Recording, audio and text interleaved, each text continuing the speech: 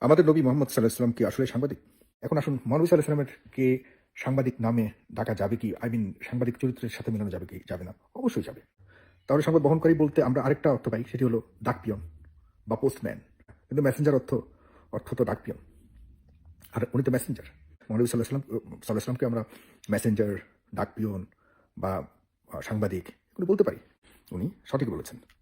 সংবাদ আনা নেয়ার মানুষটাকে সাংবাদিক বলে, এবং মহানবী সাল্লাল্লাহু আলাইহি ওয়াসাল্লাম সেই কাজটি করেছেন যে তার কর্মগুলো সাংবাদিকের মতোই ছিল। সাইফুর রহমান সাগর সাহেব, আপনার প্রতি খুব ভালো একটা ধারণা রাখতাম।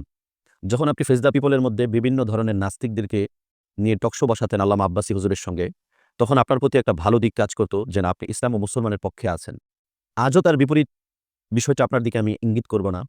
তবে জনাব আমির হামজা সাহেবের বক্তব্য নিয়ে আপনি যে সাফাইটা করলেন, এই সাফাইটা কিন্তু আপনার পক্ষে কখনোই করা শোভা পায়নি।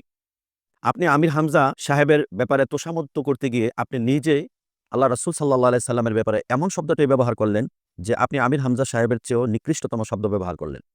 অথচ পবিত্র কোরআনুল কারীম আল্লাহ রাব্বুল আলামিন বলেন, "উনজুর কাইফা দারাবু লাকাল আমসাল ফাদাল্লু ফালা ইয়াস্তাতিউনা সাবিলা।" হাবিব মুহাম্মদ সাল্লাল্লাহু আলাইহি সাল্লাম, আপনি দেখুন তারা আপনার ব্যাপারে কত নিম্নমানের উদাহরণ পেশ করে। ফাদাল্লু, এরা পথভ্রষ্ট, ফালা ইয়াস্তাতিউনা সাবিলা, এরা কখনোই হকের দিশা এবং হেদায়েতের পথ পাবে না। এবার আপনাকে এতটুকু বলতে চাই, আলেমদের কোনো ব্যাপার নিয়ে আপনি মন্তব্য করার আগে বা আলেমদের কোনো ব্যাপার নিয়ে আপনি সাফাই গাওয়ার আগে আপনার নিজের এই ব্যাপারে পড়াশোনা লাগবে। আপনি বারবার আল্লাহ রাব্বুল আলামিনের ব্যাপারে ক্যারেক্টার বলতেছেন।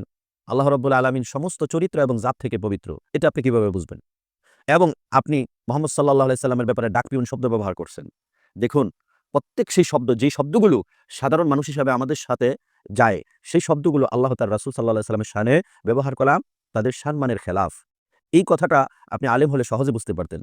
যেখানে আমির হামজার বক্তব্যটা সারা বাংলাদেশের আলেমদের কাছে একটা উদ্ভট এবং রাসূল করিম সাল্লাল্লাহু আলাইহি সাল্লামের শানের খেলাফ বক্তব্য হিসাবে সাব্যস্ত হয়েছে, সেখানে আপনি এসে এই আমির হামজা সাহেবের বক্তব্য নিয়ে একচাটিয়া বলে দিলেন যে না, আমির হামজা সাহেব এটা ঠিক বলছে, এটা বলা যাবে। আর এটা বলতে গিয়ে আপনি রাসূল করিম সাল্লাল্লাহু আলাইহি সাল্লামকে ডাকপিয়ন বলে সম্বোধন করছেন। আমি মনে করি আপনার ঈমানেও খতরা হয়েছে, আপনিও তওবা করবেন।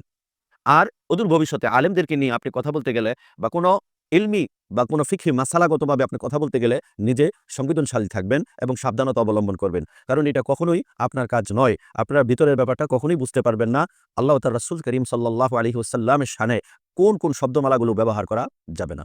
আশা করি ভিডিওটি যদি আপনার চোখে পড়ে, সুন্দর দৃষ্টিতে আপনি ভিডিওটি দেখবেন এবং এই ভিডিও দেখে আপনি আপনার নিজের ভুলটা শুধরে নিবেন। ভালো থাকবেন। আল্লাহ হাফেজ।